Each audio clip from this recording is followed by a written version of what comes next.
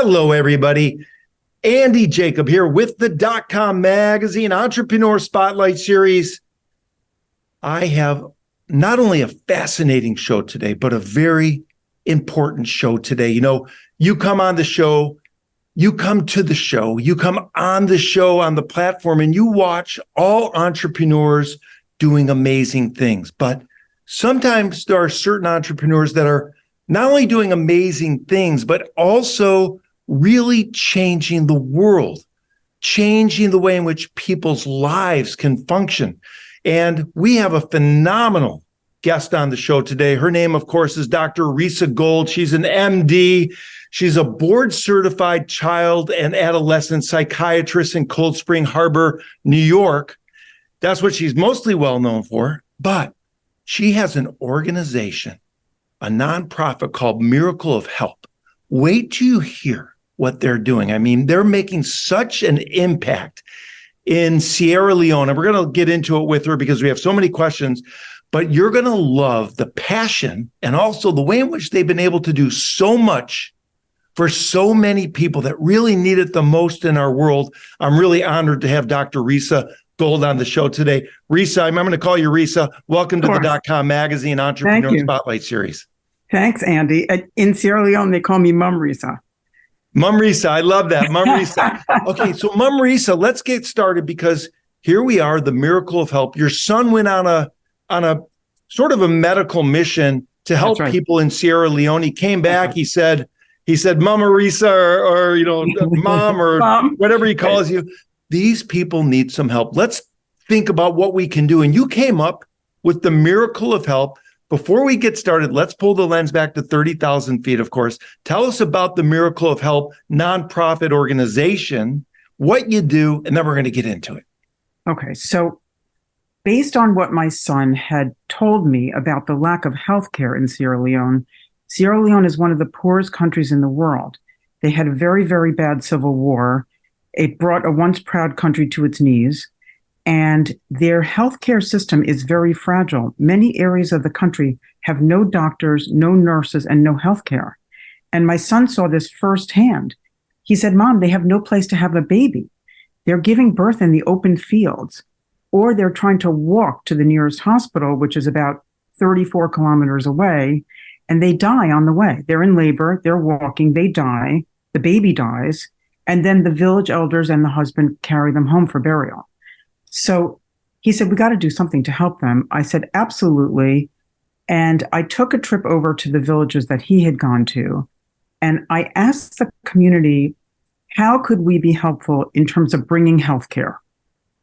And they said, if you can bring doctors and nurses and supplies, we can donate the land to build a hospital because we need a hospital. That's number one, what they said. We need a hospital. They said, we'll donate land, we'll donate raw materials, and we'll donate labor. It's unskilled labor, but people will bring sand and stone and make bricks and do all that because we know we need this. Wow. It's so interesting because you listened to the people. The people said, hey, you know, Dr. Gold, we need this to start. And let's talk about what happened after they told you what the need was and where are we with that development of what they wanted to start changing the lives of the people in this village. So I went back home after I had met with everybody, and I realized I was going to have to start my own organization, and it was going to have to be a nonprofit. And we did a fundraiser and we raised money and we went for our 501c3. So we are a nonprofit and we registered with New York State and with the federal government. And we registered in Sierra Leone as a non-governmental organization. That was step one. And then we had what's called a vision meeting with the people, with the community. And we said, how do you see this going forward? What specifically should we be doing? Because our model is called holistic community-led development. So holistic meaning anything that we need to do, we'll do. And community-led meaning they're going to tell us what we need, what they need. We are assuming that they are expert in their own lives and that not that we know better. So the community got together for this 4-day vision meeting, and they said, don't just give us a hospital. We're going to need a skills training center for the indigent moms, the teen moms, the poor moms that have babies and can't support them. We're going to need a farm to create the fruits and vegetables and food to feed the patients and the doctors and the nurses.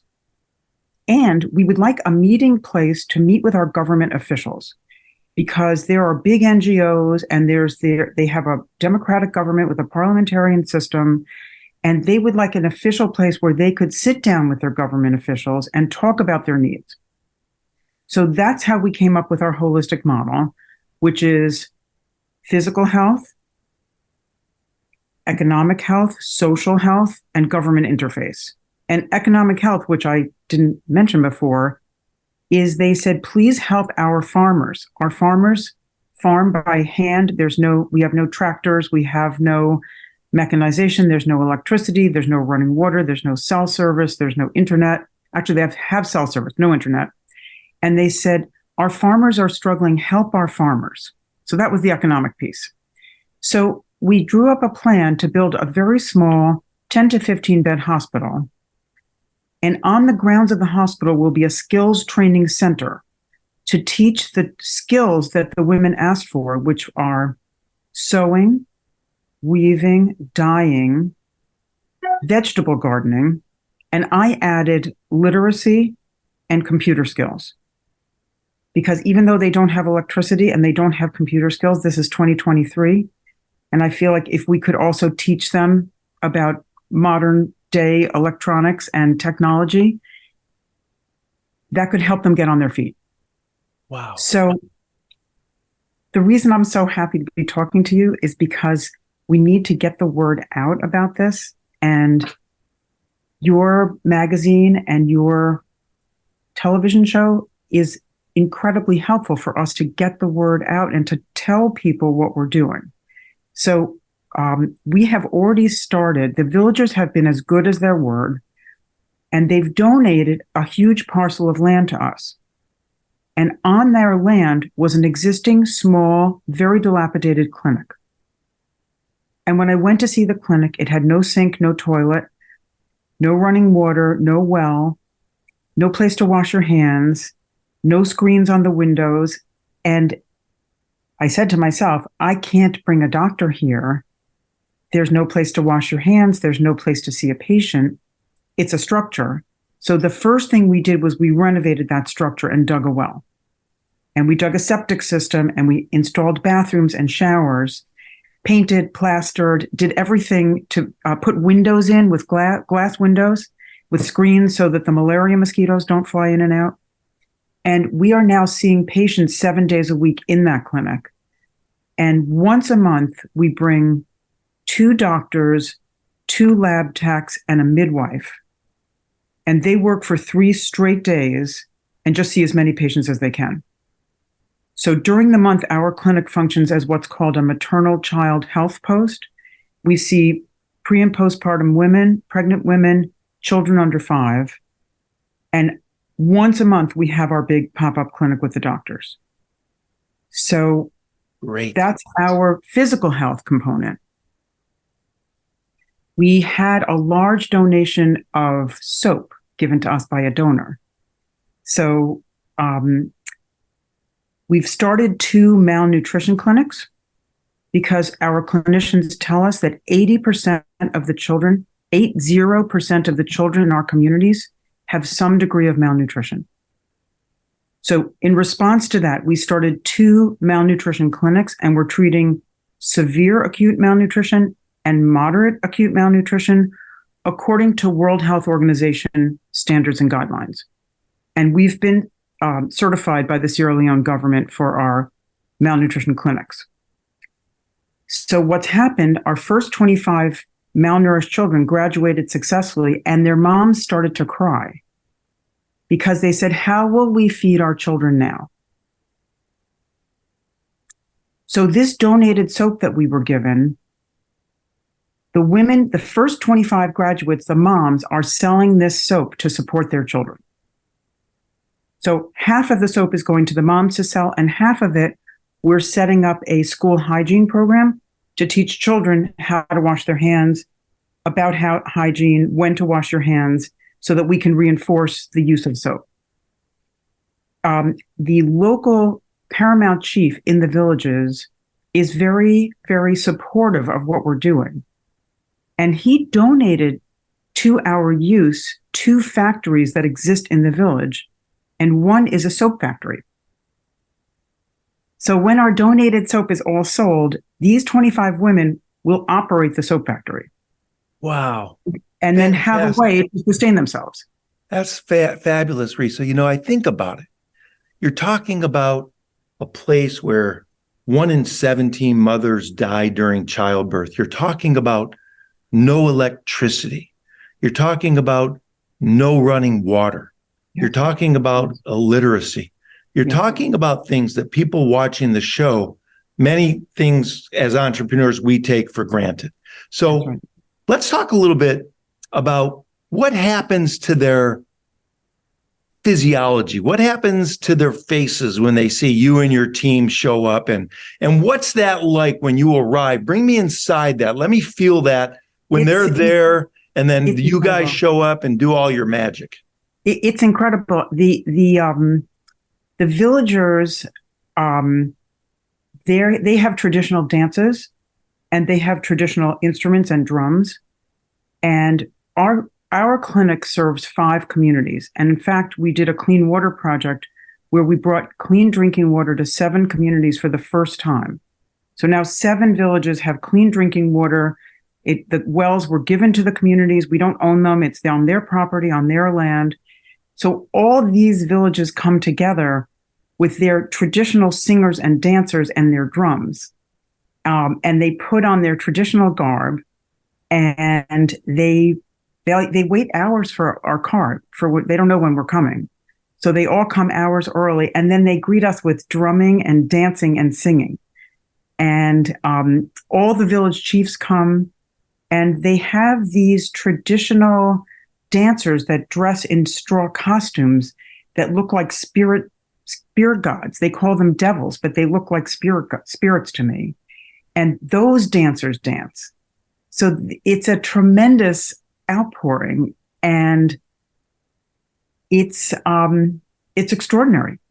It's extraordinary. And what's interesting to me is, even though I'm so far from home, I'm thousands of miles from New York, and I'm in a different country, and I'm in a very remote area, I feel like I'm at home.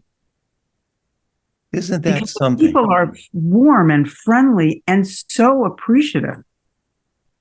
That's really interesting and amazing what's going on. And of course, people watching the show, people from all over the world are going to want to reach out to you. They're going to want to say, hey, I want to get involved. And you are not shy about it. You want people to get involved, whether it's $1 or, a bigger, That's right. larger donation. Let's talk about how people can get involved and help what you're doing at Miracle of Help. Okay. So as you mentioned, we are a grassroots organization, and we are all volunteers. Every single one of my board members, all of our advisors, all are volunteers. So every dollar, every penny that we raise goes overseas, goes to Sierra Leone, and goes to our programs. Other than postage for our newsletter, everything goes overseas. So as a grassroots organization, we depend on and need and rely on donations, and no donation is too small. I have a donor who gives $1 a month. That's wonderful. We're happy. And not only donations of funds, which are incredibly important, but donations in kind. If people could donate laptops, computers, we need 5 iPads, cell phones, even old cell phones, as long as they're working, old iPhones if people have them. Expertise. If people who are listening have expertise and they're like, oh, I've always wanted to help a nonprofit, and I know something about cocoa farming or rice farming or how to run a clinic, we welcome volunteers. If people know about social media, if people, any way that any of your listeners or viewers thinks, gee, I have something that I could I could bring to the table, they could just call me on my cell. Our website is miracleofhelp.org. There's a donate button on the website, and any sort of help is most deeply appreciated and will be received with great gratitude by us here in the U.S. and by our community in Sierra Leone. And I have to say, our community in Sierra Leone, our 7 staff members of Miracle of Help are all Sierra Leonean, born and raised college grads who have stuck their necks out for us. We don't pay very much. We're a very small organization, but they believe in what we're doing. So, there's very idealistic volunteers here and very idealistic volunteers over there. And then we have our community health workers. We have 14 community health workers who are our help on the ground with patients who are villagers. And we would like to thank them with some stipends, with a t-shirt, with a nice pair of walking shoes or a pair of pants. Anything that people want to donate, books, educational materials, would be very, very greatly appreciated. It's really great. You graduated from Harvard, you went to medical school, I believe, at Columbia University. When you were back in school and you were thinking about your life, the process of your life, and thinking about doing this clinical work that you do, did you ever imagine that you would be changing lives? And what's that evolution been for you sort of as a person to start getting into this? I knew that I wanted to be a doctor, and I knew I wanted to be a psychiatrist, and I knew I wanted to get married and have a family. And I knew I wanted to be in private practice to help people. And that's really as far as my vision went.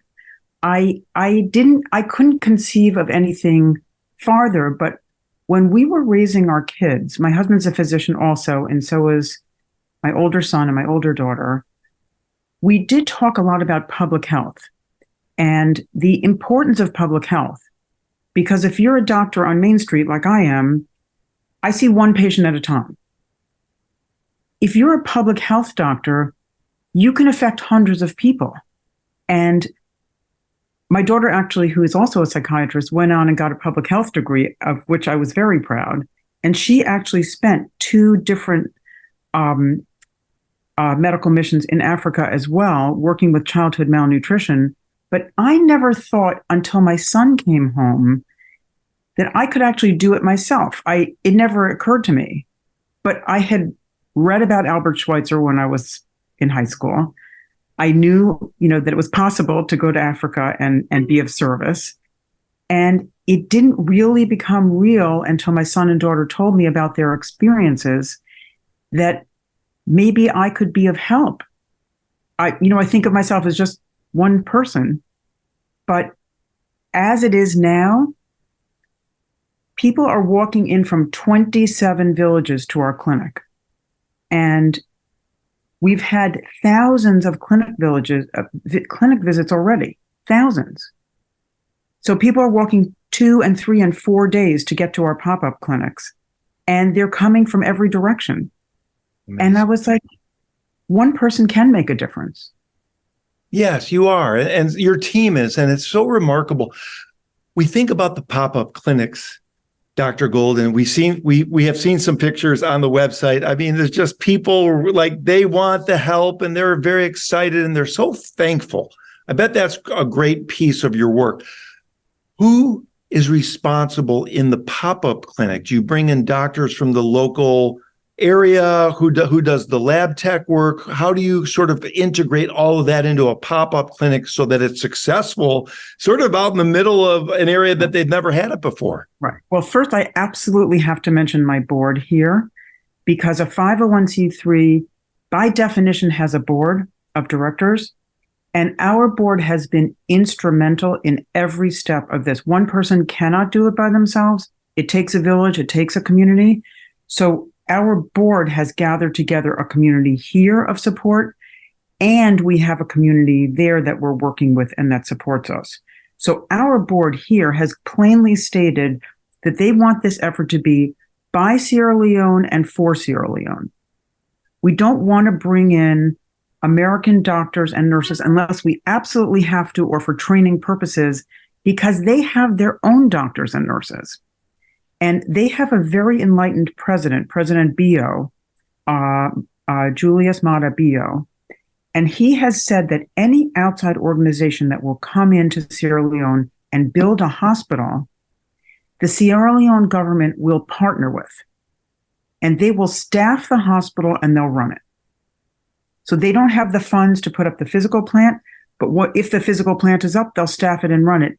And as good as their word, the Sierra Leone government has been supplying our doctors and our nurses and our lab techs.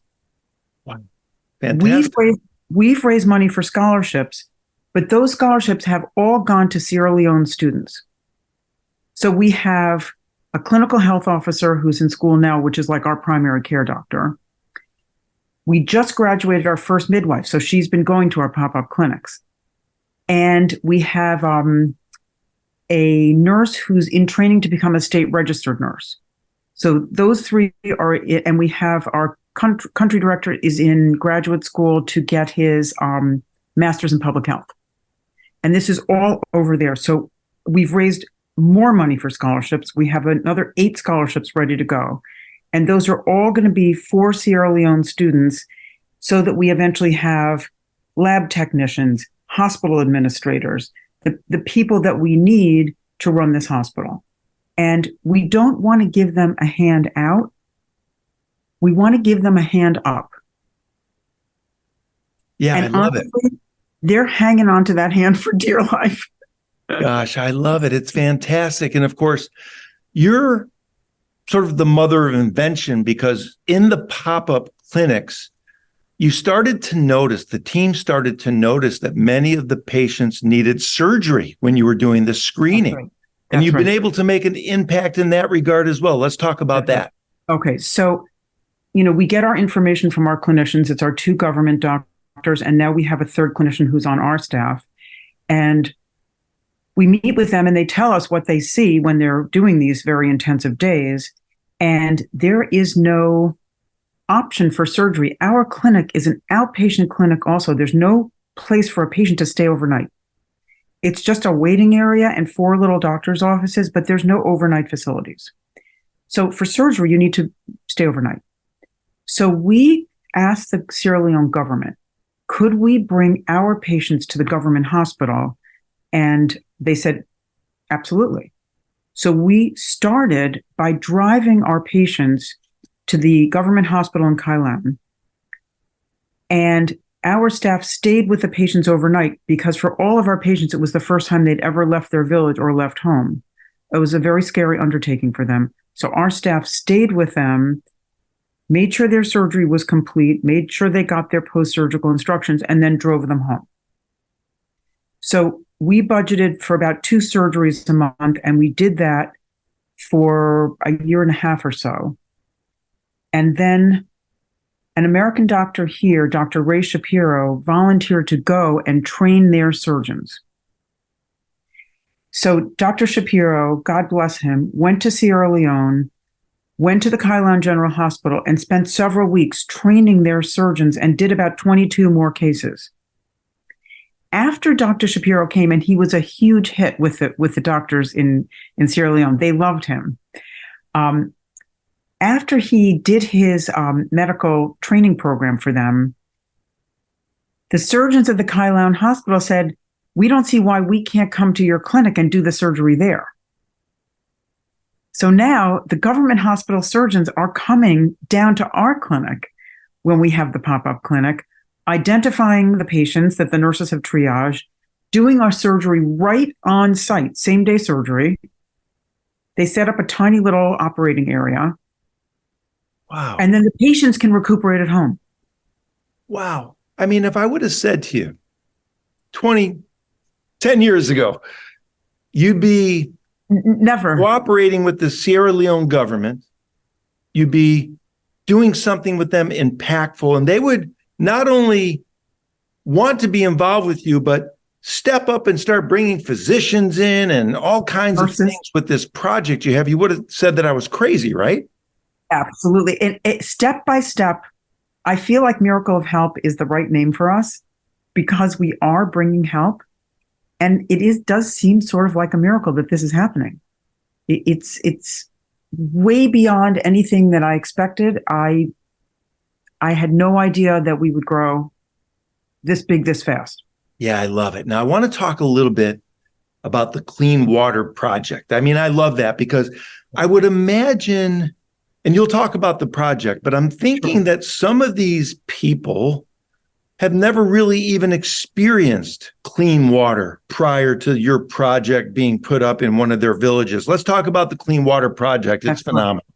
So again, Andy, the project started with our clinicians who noticed that the children in our clinics were getting sick over and over again with gastrointestinal diseases, parasites, bacteria, and we would treat them with antibiotics and then they would get sick again. And I was like, I don't understand why they keep getting sick. Do they have clean water to drink? So we sent runners to the villages to see, did they have clean water? And the runners came back with the following news. The only village that had clean drinking water was Golan, where we had dug the well. And that the villagers were drinking from the river, but the river is also where they wash their clothes and where animal waste goes and where people use it as an outdoor bathroom. And the villages upstream wash their clothes, animal wastes go into the river, and human waste. So the other drinking source was muddy pools, stagnant pools of rainwater that were infested with mosquitoes and dirty. And this is what the children were drinking if they couldn't get to the river. So a very generous donor, the New Hope Foundation, they're very interested in clean water, and they heard about this situation and they said, we'll fund a clean water project. So with their financial backing, that's how we dug the wells for the 7 communities. And we didn't dig them. We organized a well digging team in each village. The villagers dug the wells by hand. We supplied the skilled labor. We supplied the well head, the pump, the machinery of the well.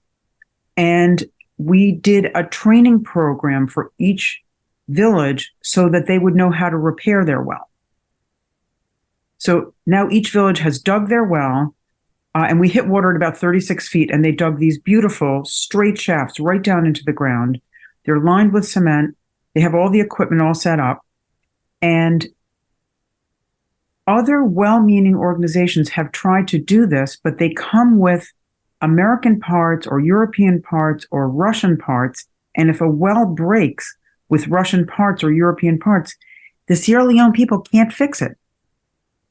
So we used Sierra Leone parts. The wells are made with Sierra Leone parts, and each village, we have another generous donor who donated 7 well repair kits. So each village has the actual repair kit that you need to repair the well. It's a Sierra Leone kit with all the wrenches and the screwdrivers and all the gadgets inside. It's like a huge metal box that has all these different tools inside, so that if there's a problem, they can fix it. One of the issues with non-governmental organizations or outside organizations coming in is they come in, but they don't think about sustainability and they don't think about repair. Right. So, and you're also using solar panels to help. And 36 feet is not a real deep well. So there was water there all the time. It just took a miracle of help to sort of find it. That's right. And the other thing that we had heard when we had sent word to the villages was the reason, even if there was a well in the village, children and old people could not operate it because it's cranked with a heavy hand crank that it means like a grown person has to crank the pump to get a well generating water. And children and old people can't crank those heavy pumps. So this is the reason why we put solar panels on our wells. The solar panel powers a submersive pump that brings the water to a holding tank. And the holding tank can be accessed with a spigot and a knob. So now children, teenagers, old people can access the water because it's being stored in a huge storage tank. Phenomenal. So this design was made by our technical staff in Sierra Leone. They designed it. It's the first of its kind in Sierra Leone, a solar-powered water pump. And they're working. Wow. They're working.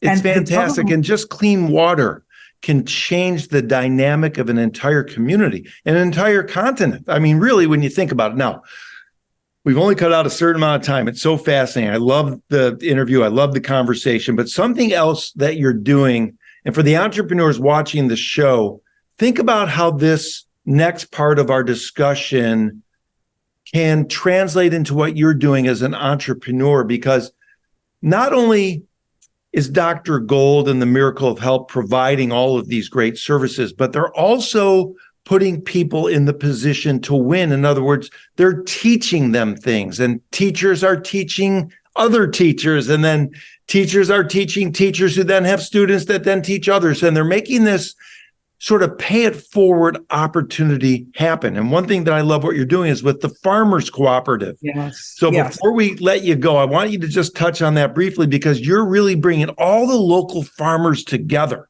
Yes. And they really have joined a cooperative, and they know now that if they work together and they get organic certification and things like that, that their crops will be more valuable. So let's talk about that. All right. So initially, the farmers had approached us and asked us if we could help them.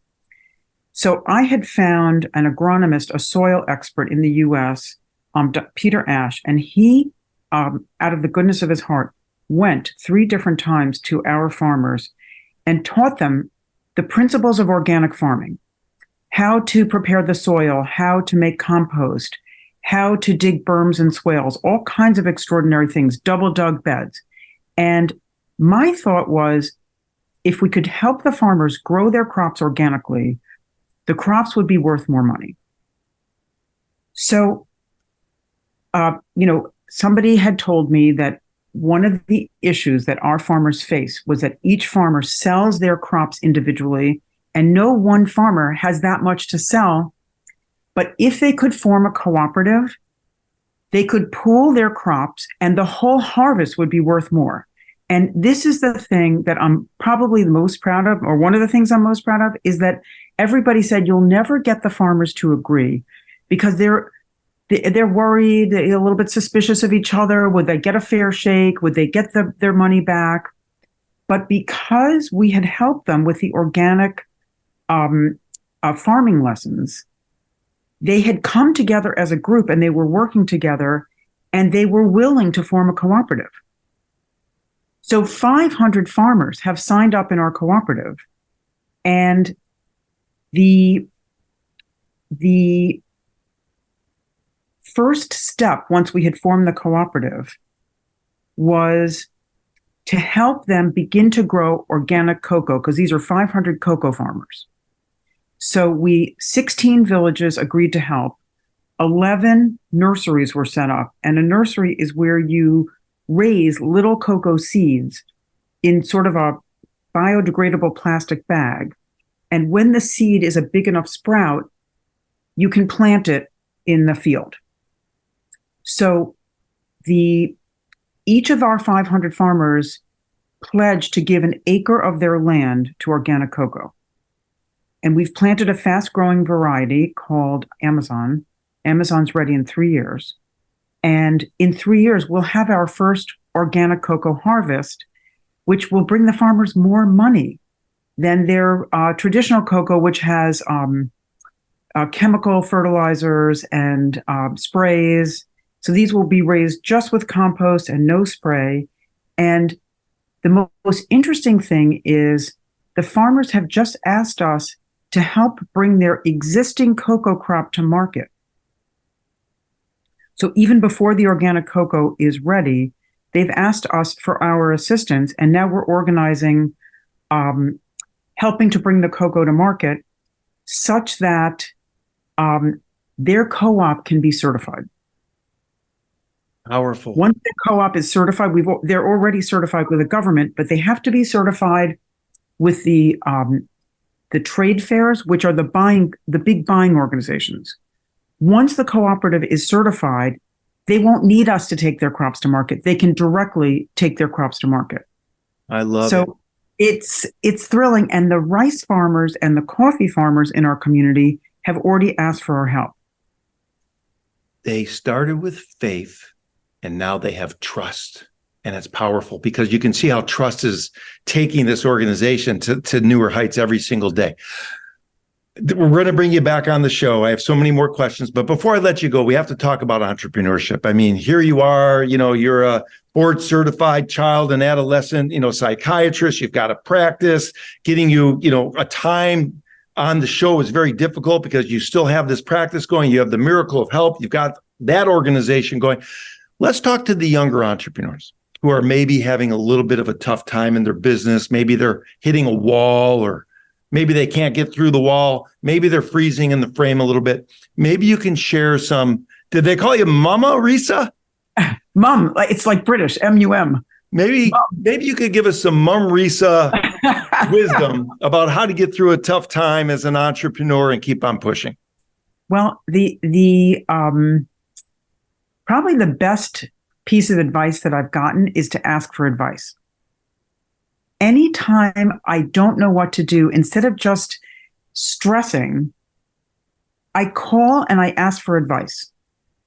And invariably, that has gotten us over the next hurdle, because there are so many people who have expertise and there are so many people who know things. And people are like, oh, wait a second, I read something somewhere, or my neighbor knows somebody. I was at lunch with a friend of mine. She was in from California, and I was telling her our soil expert had unexpectedly decided that the original one we were going to use, that she wasn't coming to help us. And I was like, my soil expert quit and I don't have somebody. And she said, wait a second, I know somebody. And it was Peter Ash was her contact. This is my friend from California. And so asking advice is probably the best thing that anybody told me. They said, just keep asking, network, talk to everybody you know. If they have a contact, talk to that person, and just keep your ears open, because little pieces of information come forward and all of a sudden you're like, oh, wait a second, I didn't know that. That's going to be very helpful to us. We're going to be able to move forward with that. So asking advice, definitely. And ask your neighbors, ask your friends, ask the people in your church group, ask the people that you work with, and ask your people from your kids' school. Don't be afraid to just ask people. And information comes forward, and then people start thinking about it. And they're like, you asked me a couple of weeks ago about this, and I had this idea. What do you think? Great advice. I mean, ask people, get a mentor, get a number of mentors that actually care about you. Yes. And things happen by happenstance if you just ask the right questions and ask questions that maybe you were afraid to ask, but after you ask it, you feel so good about asking it because things get clear for you. And you've done a great job as the president of Miracle of Help. You've got such a great team changing the lives of people in Sierra Leone. Dr. Risa Gold MD, Mum Risa, I want to thank you so much for coming on the .com Magazine Entrepreneur Spotlight Series today. Andy, thank you from the bottom of my heart. I so appreciate that your interest, your help, and getting the word out is just invaluable. Thank you.